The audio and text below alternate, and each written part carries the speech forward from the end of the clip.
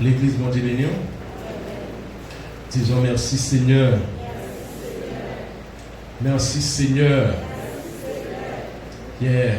Bon Dieu, il mérite gloire, il mérite louange. Et nous disons bon Dieu merci pour la façon qu'il était pour contrôler service livre. Pour que nous avons trempé dans l'adoration. Nous avons baillé bon Dieu gloire, même seul mérité. Et nous connaissons déjà, et pour les gens qui ne connaissent pas, moi c'est Pierre-Gilles, c'est le nom des familles, Pierre-Gilles Schwetzner, et 10 frères nommés. Et moi c'est un homme marié, moi j'ai 2 petits garçons. En attendant, et nous avons dit action de grâce, parce que bon Dieu a planifié juste ça pour nous capables de présenter devant le peuple.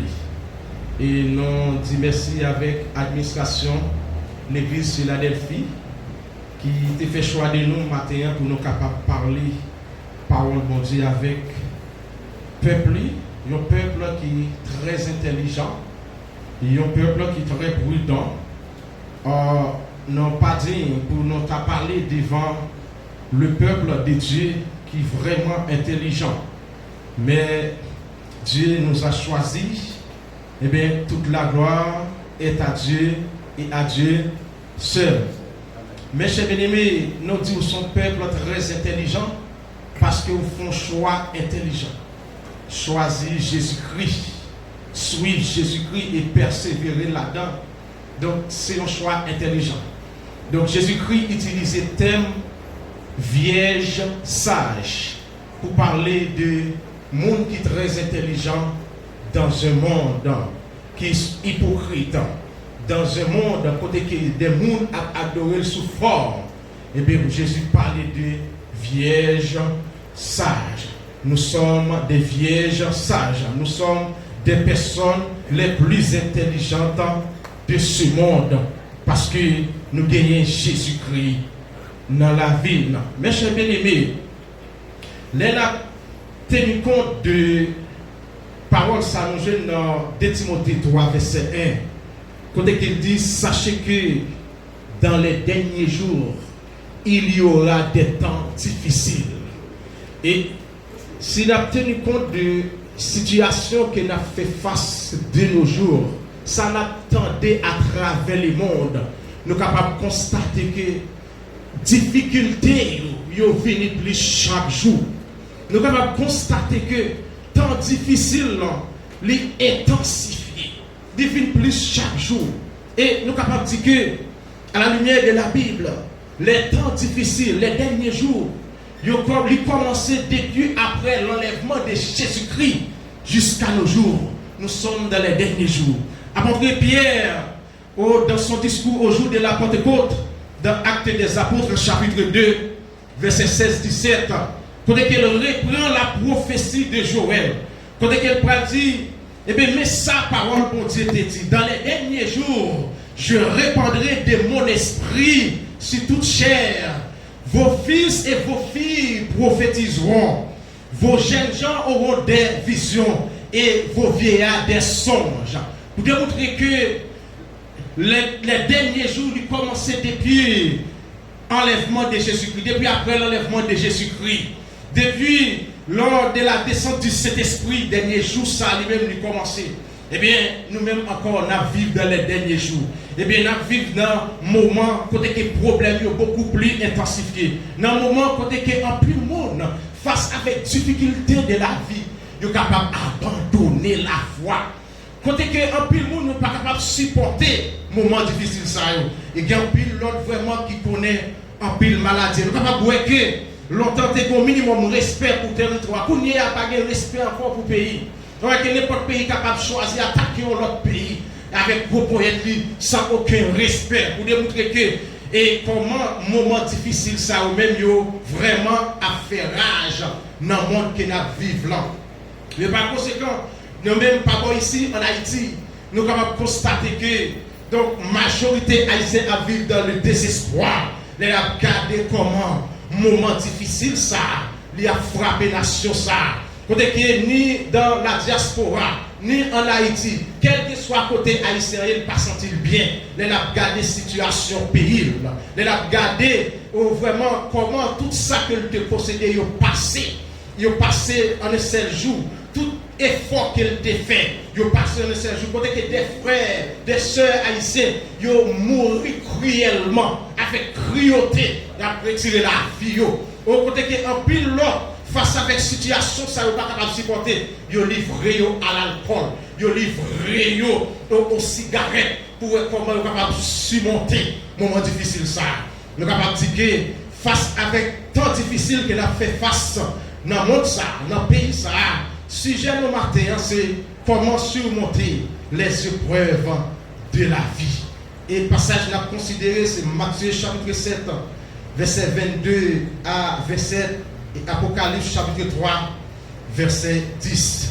Et pour nous comprendre un tel sujet, comment surmonter les épreuves de la vie, nous avons trois grandes vérités que nous parlons ensemble. C'est comprendre que les épreuves font partie intégrante de la vie ici-bas. Et deuxième vérité, différencier le comportement de l'inconverti et du chrétien face aux épreuves de la vie. Troisième grande vérité est comment surmonter les épreuves de la vie. Mes chers bien-aimés, pour comprendre les épreuves de la vie, épreuves font partie intégrante de la vie. Étymologiquement, il y a deux mots grecs qui définissent le mot épreuve là. Il y a le mot grec dokimé ou dokimi, qui est l'action d'éprouver ou passer à l'épreuve, de tester, d'examiner ou d'évaluer la qualité ou la valeur d'une personne ou d'une chose. Eh bien, par conséquent, dans ce sens, ça, c'est le document, eh bien, définition ça, là, eh bien, il explique que l'épreuve là lui-même, il a pour résultat, pour participer à la perfection de la personne, participer à une nouvelle dimension spirituelle pour développer de nouvelles qualités telles que la persévérance, la foi, l'amour, la patience dans le service envers Dieu. Eh bien, le deuxième mot qui traduit épreuve là, qui c'est pyrasmos. Alors, mot ça lui-même dit, et puis traduit épreuve là sous forme de tentation. Eh bien, nous sommes capables de comprendre que le but de la tentation, c'est couper la relation entre l'homme avec Dieu pour favoriser la destruction de l'homme. Le but de la tentation, couper toute relation entre l'homme avec Dieu et favoriser la destruction de l'homme. Nous avons plusieurs exemples de tentation. Par exemple, Adam et Ève dans le jardin d'Éden, lorsqu'ils ont été tombés dans la tentation, mais Satan a cause que la relation avec Dieu était coupée et la mort éternelle était étendue sous Mounsayon. N'était-ce pas le plan de salut inconditionnel que Dieu a préparé d'avance avant la fondation du monde? Et la conséquence, Adam et Ève, ils ont dû connaître la mort éternelle. Mais puisque bon Dieu, dans omniprésence, dans omniscience, il connaît personne pour pécher, eh bien, il a préparé le plan de rédemption en la personne de Jésus-Christ. Et plan ça, eh bien, c'est lui-même qui fait, nous, les descendants d'Adam et Ève, eh bien, nous avons la vie éternelle, nous avons assurance la vie éternelle, nous pas de condamnation, la mort éternelle sur nous encore, nous pas esclaves, diable encore, force et fait la bague pouvoir pour nous faire salver, parce que Jésus-Christ nous a délivrés de la domination démoniaque. Eh bien, mes chers bien-aimés, Jésus-Christ lui-même, il te connaît tentation dans le désert. Durant sa vie sur la terre, Jésus-Christ te connaît tentation. Mais la grâce de Dieu, la grâce abondante de Dieu dans la vie de Jésus-Christ te réussit toutes sortes de tentations qui te présentent devant. Mais mes chers bien-aimés, nous-mêmes tous qui croyons en Jésus-Christ, bon Dieu fait provision pour nous capables de réussir toutes sortes de tentations qui sont capables de présenter devant nous. Nous devons comprendre que l'épreuve là comme étant un examen, c'est un moyen que bon Dieu lui-même l'utilise pour favoriser la maturité spirituelle et de ses enfants. C'est un moyen que bon Dieu utilise pour capable faire nous ressembler avec Jésus-Christ, pour capable développer et affermir certaines qualités spirituelles. C'est un moyen et que bon Dieu utilise aussi pour capable faire paraître la vraie nature de l'homme. C'est à travers l'épreuve que vous êtes capable de connaître la vraie nature de l'homme. C'est à travers l'épreuve que vous êtes capable de connaître est-ce que vraiment ou c'est chrétien ou bien ou c'est un converti. C'est à travers l'épreuve que vous êtes capable de connaître que vous êtes enfant de Dieu. L'épreuve lui permet à ce que qualité ça comme la foi, la patience, l'obéissance, la crainte et la reconnaissance envers Dieu, vous paraît à clair. Mes chers bien-aimés, par l'épreuve, nous connaissons des temps difficiles dans la vie. Nous connaissons des moments de l'adversité. Côté que, quel que soit mon lien, pas d'exception, quel que soit mon lien exposé à l'épreuve, puisque l'épreuve fait partie intégrante de la vie.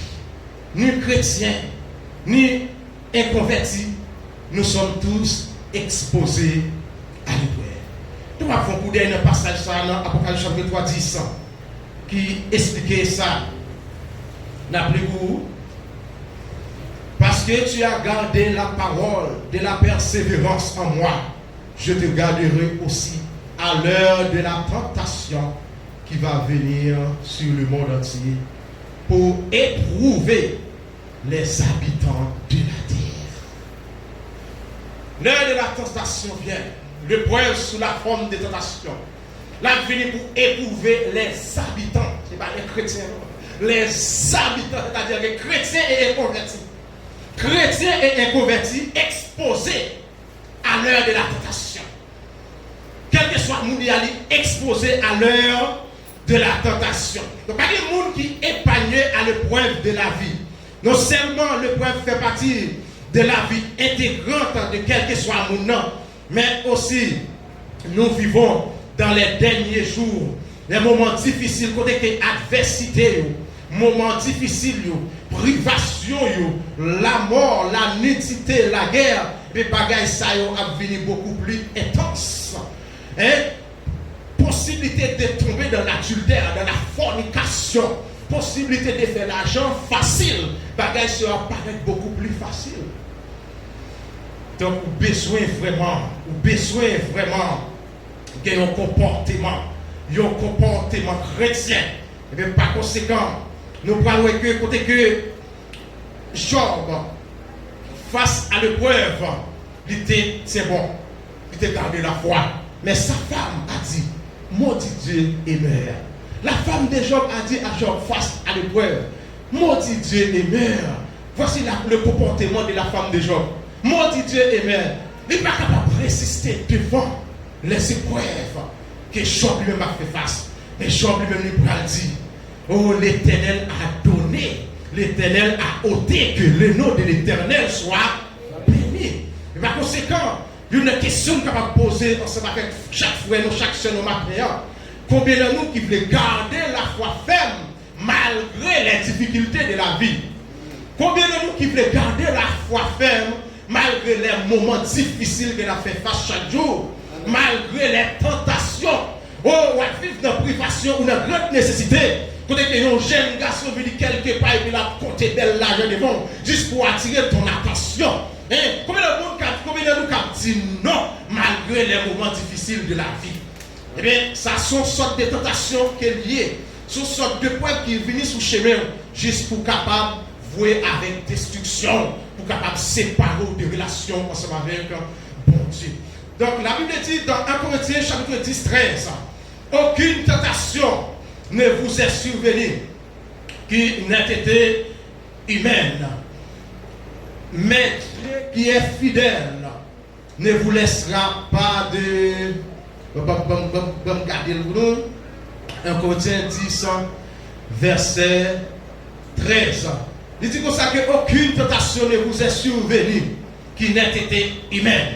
Et Dieu qui est fidèle ne permettra pas que vous soyez tentés au-delà de vos forces. Mais avec la tentation, il préparera aussi le moyen de sortir, afin que vous puissiez la supporter.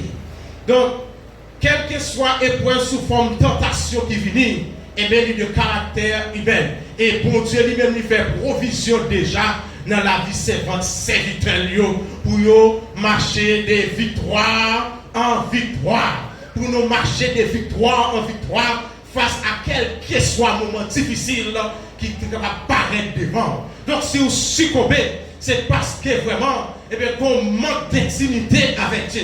Si vous succombez, c'est parce que vraiment, qu'on manque de crainte avec Dieu. Si vous succombez, c'est parce que vraiment, la crainte de Dieu n'est pas aiguisée dans la vie. On va poser cette question. Ça. Si vous succombez, parce que Dieu a fait toutes les provisions nécessaires. Si vous succombez, c'est parce que les qualités spirituelles que bon Dieu a cherché à beaucoup manifester, beaucoup à l'œuvre dans la vie.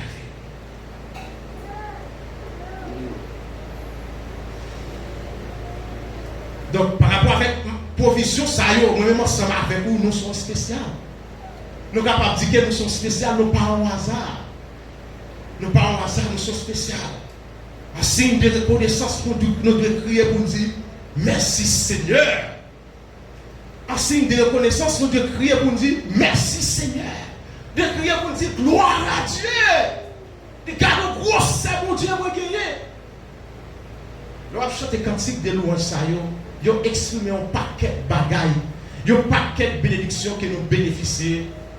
La caille, bon Dieu. Eh bien, mes chers bien-aimés, nous voyons que le comportement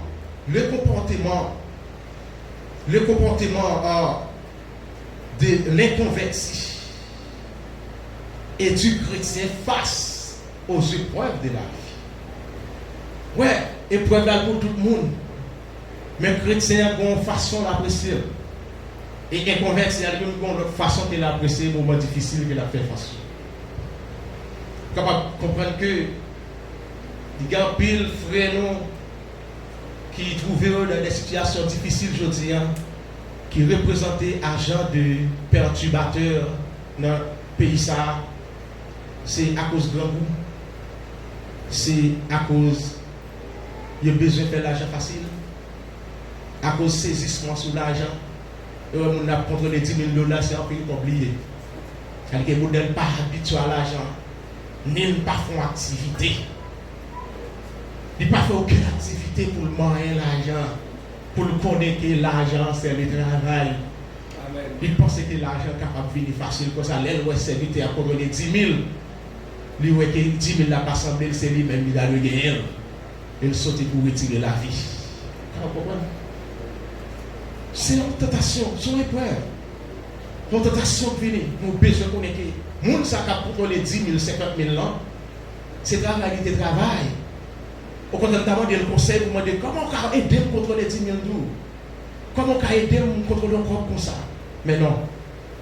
Ils ont succombé à toute tentation. Ils ont porté l'argent pour eux. Ils ont porté les moyens pour eux. Et puis, voilà, semer la terreur, retirer la vie, même mission baou. Vous faites bagaille qui n'ont pas décidé de faire, qui n'ont pas désiré de faire. Quel est le comportement du chrétien? Quel est le comportement des inconvertis? Donc, les inconvertis, face avec un moment difficile, qui a fait facile. Non seulement ils ont cédé facile, mais aussi ils ont livré à l'alcool, ils ont livré aux cigarettes, ils ont livré à la marijuana. Et il y a l'autre qui suicide tête, il y a l'autre qui sombre dans la folie, il y a l'autre qui frappé par maladie Alzheimer, il y a l'autre qui frappé par maladie AVC, il y a l'autre tension sur insomnie. Ça yo fait surface dans la vie parce que yo considéré à tout ça qui a été possédé, c'était succès, c'était gloire. C'était lui qui te fait honneur. Je considère que tout ça a été possédé. Il n'y a pas qu'à posséder encore pour misère ou passer pour posséder tel bagarre. Donc, épreuve là, les finis pour être convertis, pour détruire et il pas qu'à lever encore. Les venu pour monde qui est converti, il détruit net et il pas qu'à lever encore, il pas qu'à reprendre encore. Donc pour les convertis, épreuve là pour lui son échec. Et si nous regardons dans Matthieu chapitre 7 verset 26-27, Jésus-Christ lui expliquait comment comportement inconverti face aux épreuves de la vie. Matthieu chapitre 7, 26-27. Il dit comme ça que mais quiconque entend ces paroles que j'ai dit et ne les met pas en pratique sera semblable à un homme insensé qui a bâti sa maison sur les sables. La pluie est tombée, les torrents sont venus, les vents ont soufflé et ont battu cette maison. Elle est tombée et sa ruine a été grande. Ça c'est les inconvertis. Inconvertis, eh bien, lorsque l'épreuve la frappe votre caillou, eh bien, il n'y a pas qu'à lever encore. Il détruit, il peut aller tout ça, il posséder. Et à tel point, les gens sont capables de suicider tête. Les gens sont capables de sombrer dans la folie. Les gens sont capables de frapper par maladie ou les stroke là ou bien AVC. Quels sont les inconvertis? Quels sont les inconvertis? Nos églises locales, ils sont chargées avec inconvertis. Inconvertis, le monde inconverti, c'est le monde lui-même. Il n'est pas mener une vie de transformation. La vie n'est pas transformée. On est capable de baptiser lycéen. On est capable d'apprendre cette scène lycéen inconverti. Bon. On est capable de persévérer à l'église, lui encore c'est inconverti. Eh bien, les inconvertis, la Bible dit, ils sont capables de faire des miracles. Oui, ils sont capables de faire des miracles. Mais bon Dieu, pas de chambre qu'on est là, même Matthieu chapitre 7, là, verset 21 et verset 22. Il dit, ceux qui me disent Seigneur, n'entreront pas tous dans le royaume des cieux. Mais celui-là seul qui fait la volonté de mon Père qui est dans les cieux. Plusieurs me diront en ce jour-là, Seigneur, Seigneur, n'avons-nous pas prophétisé par ton nom? N'avons-nous pas chassé des démons par ton nom? N'avons-nous pas fait beaucoup de miracles par ton nom? Les convertis, ils font des miracles. Ils ont même fait du feu sur le ciel là descendre. Et il a parlé de Jésus. Tout à l'heure, on va comprendre qu'il y a un pile ministère dans le pays qui est gros baron la croix, baron samedi dans l'église. Ils font des miracles, ils font des guérisons, mais ce sont des inconvénients. Quand le prêtre de Dieu, les jours de la tentation, va frapper le monde ça va tomber, et en vérité, on va chercher, on va du tout disparaître. Parce que la vie est construite sur le sable. La vie est construite sur des bagailles passagers. Force, valeur, c'est des bagailles passagers. Et pourtant, quel est le comportement du chrétien face aux épreuves de la vie? Les chrétiens glorifient Dieu au milieu de l'épreuve. Chrétiens, ils ont recouru à l'adoration. Ils ont recouru à la prière. Ils ont affermi foi. Ils ont cherché bon Dieu plus au milieu de l'épreuve. Ils ont plus collé sur mon Dieu. Les derniers jours, les gens qui étaient collés sur mon Dieu a collé sur mon Dieu plus. Et les gens qui étaient pour bon Dieu comme qui étaient négligés le service, qui étaient négligés la crainte, la sanctification, il a continué de négliger ça. D'Apocalypse, après je ne parlais de ça. Les gens qui comme collé sur mon Dieu, il a collé sur mon Dieu plus. Il a cherché mon Dieu plus. Mais les gens qui radoté dans l'évangile, qui fait ça et ouvré, qui sont des inconvertis, bien que baptisé, bien que dans le choral, bien que yo zélé dans les activités, eh bien, il a continué à mener vie de braver. Il a continué à faire ça, il a continué à mener vie sans frein. Les inconvertis ont mené vie qui sans frein. Ils n'ont pas de crainte pour mon Dieu. Ils ont très zélé, mais ils n'ont pas aucun respect pour mon Dieu. Ils n'ont pas aucune intimité, ils n'ont pas aucune relation intime avec Dieu. Ils sont prêts pour tomber dans l'adultère. Ils sont prêts pour faire l'argent facile là. Ils sont dans toutes sortes. Les inconvertis. Ils vont chercher l'approbation de Dieu avant pour lancer dans telle initiative. Les inconvertis. Mais les chrétiens, face aux épreuves de la vie, ils ont tenu bon. Face aux épreuves de la vie, ils ont adoré mon Dieu plus.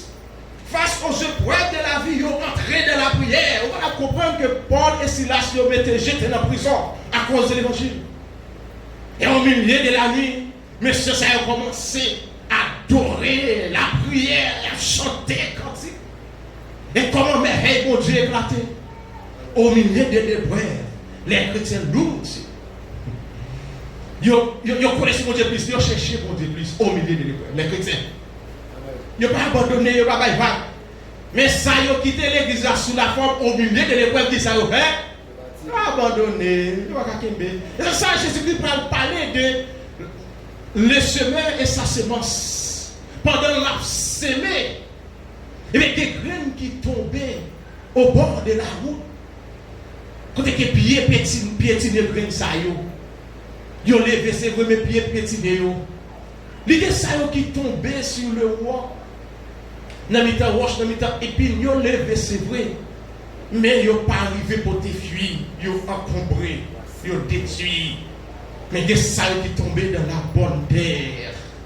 La bonne terre, il dit ça pour te fuir en abondance. Et par conséquent, mes chers bien-aimés, en tant que chrétiens, épreuve, c'est le succès qui est lié pour nous. Son qui est lié pour nous. Parce qu'ils ont facilité nos connaissances de plus. Ils permettent à ce que nous ayons plus crainte pour mon Dieu. Ils ont affermi foi nous. Ils permettent nous d'atteindre de nouvelles dimensions spirituelles. Ils permettent à ce que nous vivions plus puissants là, mon Dieu. Pas considérer l'épreuve là comme un échec pour vous. Pas considérer l'épreuve là comme une détresse, une calamité pour vous. Mais considérer comme un moyen que mon Dieu va lever. Après la pluie, c'est le beau temps. Après la pluie, c'est le beau temps. L'épreuve, pour les chrétiens, c'est un moyen de l'élévation. C'est un moyen de nouvelles dimensions. Mais pour les non-chrétiens, pour les inconvertis, c'est un échec total. À Philadelphie, nous croyons que nous avons assemblé des chrétiens. Et si bon monde là qui t'a négligé mon Dieu, ou bien c'est une nouvelle décision pour connaître que l'épreuve là pour chrétien qui pour le monde. Et lorsque l'épreuve là il frappe le monde, c'est les chrétiens qui ont remporté la victoire. Vous besoin comprendre ça. Vous ne pouvez pas négliger bon Dieu ça. Vous ne pouvez pas jouer ensemble avec bon Dieu ça. Qui l'a fait tout pour mission parce que remporter la victoire sur l'épreuve, ce n'est pas nous. C'est la puissance de Dieu qui agit nous. C'est la plénitude du Saint-Esprit que Dieu a mis en nous. Et c'est ça qui fait nous remporter, qui rend nous victorieux. Nous sommes sans force devant les multitudes, mais nos yeux sont sur toi. Nous sommes sans force devant les tentations, mais nos yeux sont sur toi. Dieu. Vous pouvez comprendre ça. Aujourd'hui, notre pays sombré dans des moments extrêmement difficiles et qui plongeait nation ça dans souffrance intense. La misère, la difficulté de manger, de fonctionner. Et cette solution que vous avez, c'est quitter le pays. Parce qu'on parle d'espoir. Mais vous n'avez pas pour cette raison que mon Dieu est là. Et pas pour cette raison, mon Dieu est là. Pour cette raison qui fait tout bon Dieu. Malgré toute tentative pour faire pour quitter le pays, on ne va pas quitter. Alors, une mission. Quand on a un plan sur la vie, comment on va quitter? Comment on va aller? Quand on a un plan sur la vie, on va quitter. Quand on a un témoignage pour compter. Vous pouvez comprendre ça. ou pas un hasard ou même qui là. Ou un témoignage nous devons porter. Et par conséquent, nous avons besoin vraiment face à l'épreuve que nous avons fait face aujourd'hui. Aiguiser notre foi. Aiguiser notre relation avec Dieu. Cultiver la crainte et la persévérance. Et demander mon Dieu plus grâce. Qu'on laisse mon Dieu plus pour nous capables de représenter le valablement. Comment surmonter les épreuves de la vie? Comment? La parole de Dieu nous dit, dans Matthieu chapitre 7, verset 22 à 27 là, où est que vraiment, dans verset 22, côté que les inconvertis ont succombé. Plusieurs me diront en ce jour-là, Seigneur, Seigneur, n'avons-nous pas prophétisé par ton nom? N'avons-nous pas chassé des démons par ton nom? Et n'avons-nous pas fait beaucoup de miracles par ton nom? Alors je leur dirai ouvertement, je ne vous ai jamais connu. Retirez-vous de moi, vous qui commettez l'iniquité.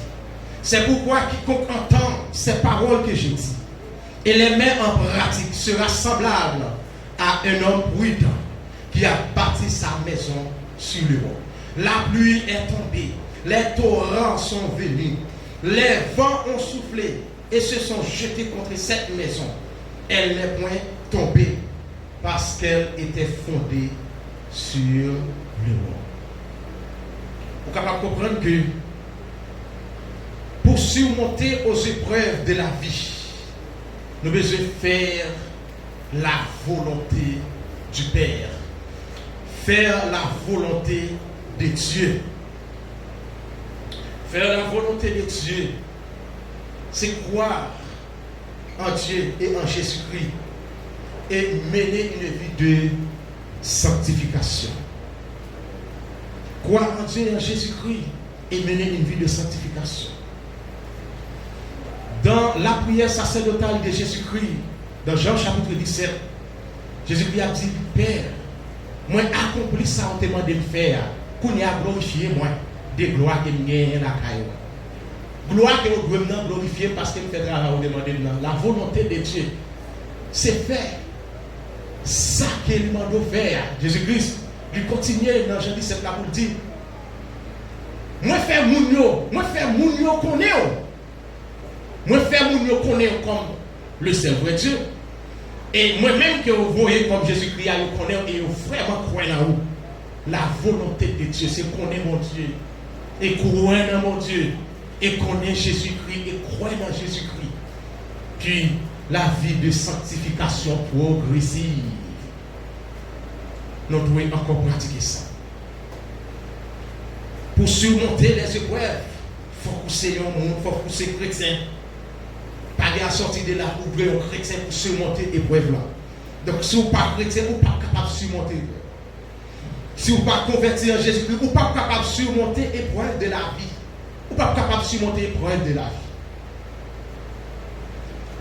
Si vous n'êtes pas chrétien, et nous sommes capables de dire l'épreuve venir sous toute forme. Vous êtes capable de voir un monde qui te supporté, qui te papa pour les États-Unis, et voilà. Et vous avez coupé 4 débits. 4 travail, il y a des serviteurs qui font des bagailles. Et vous n'avez pas jamais demandé aux bagailles parce que vous connaissez dans quel pays vous vivez là dans le moment. Ça veut dire que, admettons, force. Et les gens qu'on a voulu comme manger pour chaque semaine, ils vont $50. Comment va aller? Comment vous allez dominer l'épreuve ça? Comment vous allez surmonter? Vous devez connaître que Jésus c'est tout bagaille. Pour moi, la paix, la joie, vous bien sûr connaissez ça. C'est pas un tel qui sait toute bagaille pour l'homme pour l'élève. Les bagailles, c'est Jésus. C'est Jésus vous bien sûr connaissez. Et là, Jésus-Christ, il sait toute bagaille pour gagner confiance dans Jésus, gagner confiance dans mon Dieu. Ou mener une vie de crête, ou traiter comme dur, pour ne pas succomber dans la tentation. Ou demander bon Dieu grâce pour ne pas succomber dans la tentation, puisque bon Dieu fait une provision déjà. Eh bien, bon Dieu la prend soin. Bon Dieu la prend soin parce qu'elle a le pouvoir pour le prendre soin. Il a pouvoir pour le répondre avec besoin. Il a pouvoir pour le consoler. Mais on a besoin de faire bon Dieu confiance. Non seulement besoin de faire bon Dieu confiance, mais on a besoin de croire dans la souveraineté de Dieu. La souveraineté de Dieu, c'est que l'or et l'argent appartiennent à Dieu. La souveraineté de Dieu laisse la terre et tout ça qu'il a donné, c'est pour mon Dieu lié. Donc si il y a tout bagage à mon Dieu, pour qui ça que moi-même, je ne vais pas camper devant mon Dieu pour me dire mon Dieu, non, je suis d'accord. Je suis d'accord mode vie de privation ça. Je suis d'accord mode vie de pauvreté ça. Je ne suis pas d'accord mode vie de misère ça. Je ne suis pas d'accord mode vie de dépendance ça. Je dépends de tel toi père. Même gens que vous bénissez tel qui a 5 pour aimer tout, même pour vous bénir nous gagnons là. C'est pas insulter, on va l'insulter mon Dieu la vraie. Mais on ne pas embrouiller. Dès qu'on est appuyé, mon Dieu ma visite. Mon Dieu ma visite. Mon Dieu, et on te fait des dollars. Donc, c'est insulter. Insulter. Il faut supplier Dieu pour implorer sa faveur, pour dire non, ou pas d'accord avec le mode de vie ça. Nous seulement bien faire confiance à la souveraineté de Dieu, vous devez faire la volonté de Dieu dans ta vie et croire en Dieu et en Jésus-Christ. Mais on peut obéir à la parole de Dieu. La parole de Dieu qui c'est le roc solide, qui c'est la pierre angulaire. Lorsque la vie est basée sur Christ et sur Dieu, la parole faite chair, Jésus-Christ, la parole écrite à travers les témoignages de la Bible, ou affermi fois ou croit que bon Dieu lui-même est capable de faire qui change. Lorsque vous connaissez que tout ça que vous possédez dans le monde, là, la venir de la volonté de Dieu, et bien posséder de l'argent, ça vient de Dieu. C'est la bénédiction de l'Éternel qui enrichit. Donc, bon Dieu a béni dans ça, on fait, comprendre ça. Et pendant que bon Dieu a béni, nous avons la bonne santé au bis pour combattre plein de dépenser. Et vous constatez que à chaque fois où l'argent l'a dépensé, c'est l'esprit de pauvreté qui a battu il en haut. Il faut regarder les jours. Je dis non, d'accord. Jésus-Christ a pris même maladie à la croix. Et pour qui ça? Ma paix dépenser comme dans la maladie. Saisis victoire campée. Parce que Christ est provision déjà. Et bien, mes chers bien-aimés, nous savons que nous avons besoin d'obéir à la parole de Dieu, construire notre vie à travers la parole de Dieu. C'est ça. La vie, la construction sur le roc. Nous construisons sur Jésus. Oh, au milieu de l'épreuve, nous donnons, nous livrons à la prière, à l'adoration. Au milieu de l'épreuve, nous besoin de père spirituel, nous besoin d'amis chrétiens, qui pour capable échanger, pour capable conseiller, pour capable encourager nous, et pour capable aider nous pour prier ensemble avec nous. Yes, nous besoin de ça. Vous avez besoin d'amis. Jean, tu as 3 amis qui t'a conseillé, qui t'a encouragé, qui t'a aidé. Vous avez besoin d'amis. Vous avez besoin de père spirituel. Et c'est bon monde là vraiment qui porte pour Jésus-Christ la ville. Qui aime l'église. Il y a des gens qui aiment l'église mais qui ne sont pas convertis. Il y a des gens qui aiment l'église. Qui aiment l'église, mais pas jamais pour Jésus-Christ la ville. Et il y a des gens qui fait prier pour eux, accepter Jésus. Mais la vie de témoignage là, une nouvelle créature que bon Dieu attend, qui peut être capable de manifester dans la vie de nous. Si vous l'avez matin, message ça que bon Dieu voyait, il n'est pas voyé pour grand messie. Il n'est pas voyé pour plaisir. Bon Dieu voulait faire un travail spécial pour vous. Bon Dieu, il faut connaître que c'est lui-même qui source tout bagage. Et c'est lui-même qui est capable de consoler. C'est lui qui est capable de réjouir. C'est lui qui est capable de retirer dans la situation que vous avez. C'est lui. Pas parce que bon est capable de faire ça. Pas parce que Paria n'est pas capable de faire ça. Pas parce qu'un paquet hasard a fait qu'on y a là sur téléphone hasard.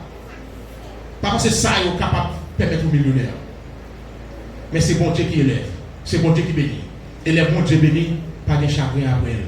Les bons dieux élevés, pas de tristesse après elle. Les bons dieux lui-même, lui lèveront en dignité, pas de peine, pas de douleur. Vous besoin de Jésus-Christ la vie. Pas servir bon Dieu sous la forme. Parce que de jour en jour, l'épreuve va venir plus intensifiée. Et les revenus comme ça, les gens qui n'ont pas Jésus-Christ dans la vie, ne sont pas capables de résister. Il a succombé et il a détruit Et on ne peut pas jamais être rassuré encore. Bon Dieu parle de ça pour vous, entendez? Eh, avant de parler, bon Dieu parle de ça pour vous. Bon Dieu veut que dans le moment épreuve, pour ces bons comme Job, pour ces bons comme Jésus. Et Jésus qui nous a donné la plénitude de cet esprit. Et par la plénitude de cet esprit, comme Jésus a remporté la victoire face aux tentations de l'adversaire, nous-mêmes tous, nous avons le pouvoir, nous avons la capacité, par la foi en Jésus-Christ, de remporter la victoire sur toute tentative adversaire et pour nous tenir fermes au nom de Jésus-Christ. Que mon Dieu bénisse abondamment.